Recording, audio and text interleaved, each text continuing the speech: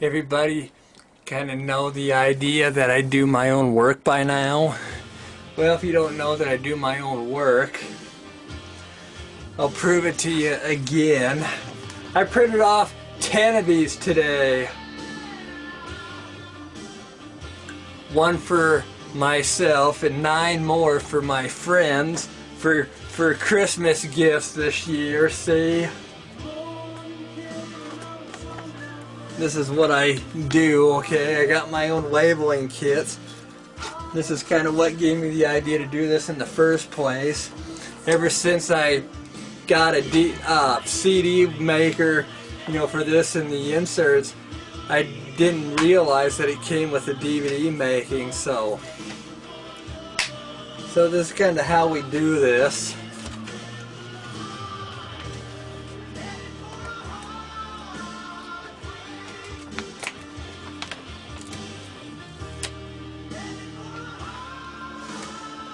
It's pretty simple once you kind of figure out what you're doing here.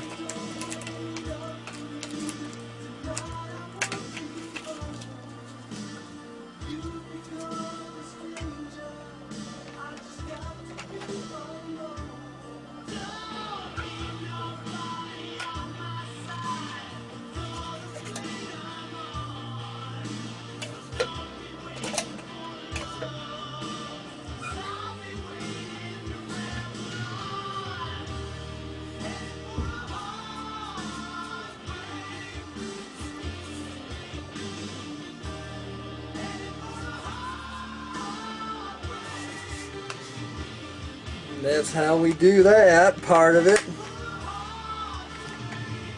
Then, this is how we do this.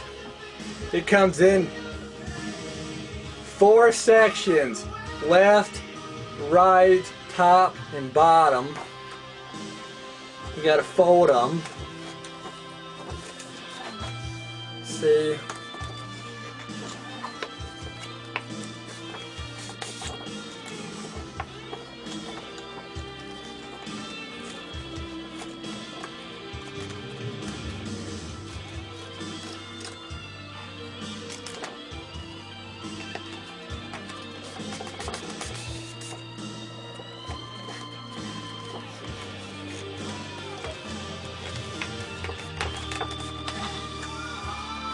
Just like that. It took me a while to kind of figure out how to put in my name in the pictures and the number and the side and all of that, so that it's all, you know, perfect. I had cases where, like this top here, like summer 2009, would be over to the far, you know, right or the far left, and that looks terrible. It took me a while to kind of figure out where I need to set that wording at, so it's about in the middle. What's nice to have the previous one say, if I do it right, then I can go back in and just delete it a little bit, because it automatically goes back to where it was. So all I had to do was take out like fall and write summer, and then it goes back to where it was. From DvD 11 I had like fall or spring 2009, so I had to cut it out and then just write summer, and then it should line up perfectly. I didn't really know what I was doing at first. It just took me a while to kind of figure it out. I really didn't go to school to do this stuff. I just learned, you know, how to do it just by experiencing it. You know, I took keyboarding in my sophomore or junior year in high school, and that's kind of what got me started, how to use the mouse and how to type and stuff. But after, you know, high school, all of this making came to be more advanced, and I kind of taught myself how to do it. So basically I ruined a few, you know, at first when I was experiencing with it. Well, you learn as you go. When you first print off something, you know, if it looks like crap, and then try to set it somewhere else so that it looks like, you know, this when it's done. Believe me, I used to rip quite a few of these up at first. I had misspelled words. instead of like players, I had payers, and I thought I forgot the L, so I had to redo the whole thing. I'm picky like that because one thing about marketing is that, you know, if you misspell words, people probably think you're retarded or something. You know, if you can't spell like players and play and put payers, it's like when he talks about 50-year-old payers, is he meaning taxpayers?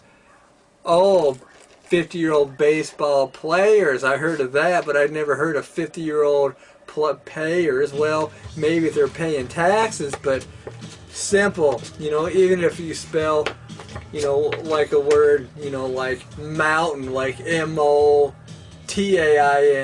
and forget the U, then it's like, that guy can't spell mountain right.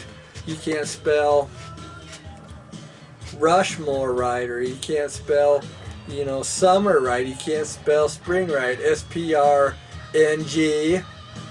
You know, that doesn't look good if you do something like that.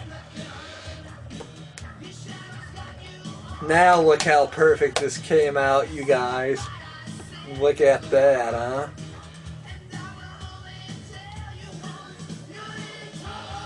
It really amazes me when I do something like this. You know, a thing like this takes a lot of ink from you. When you print off on high gloss, sure, it makes a nice shine, but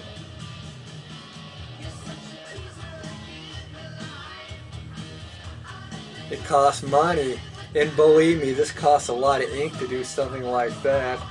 No wonder why DVDs sell for $20, you know, because when you take the time to make about 10 of them, it costs like maybe, you know, 20 bucks to make 10. If you sell them back, you know, for 20 bucks a piece, you make 20 off of 10. That's about what, 200, around that, 200 bucks.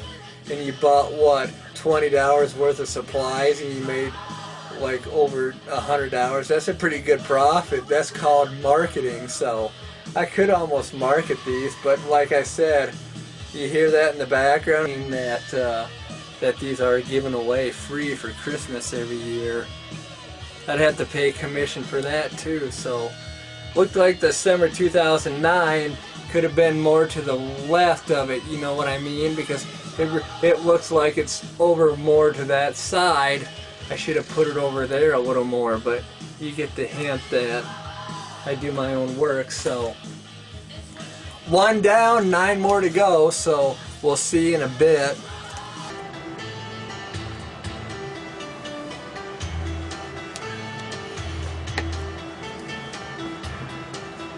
All 10 of them.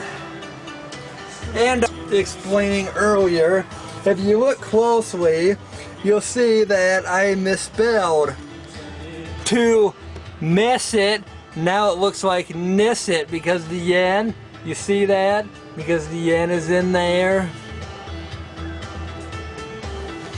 So this is what we do to fix the problem.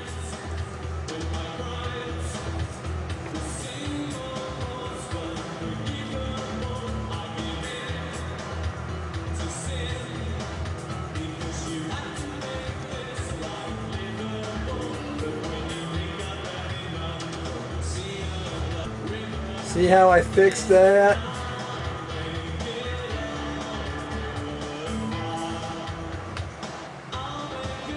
If you don't look at it closely, you can not see it, but if you look at it close enough, you can see that it's blacked out. But if you look at it from a distance, you can't see that, so keep that in mind. Like this stuff hanging, just simply tuck that in there.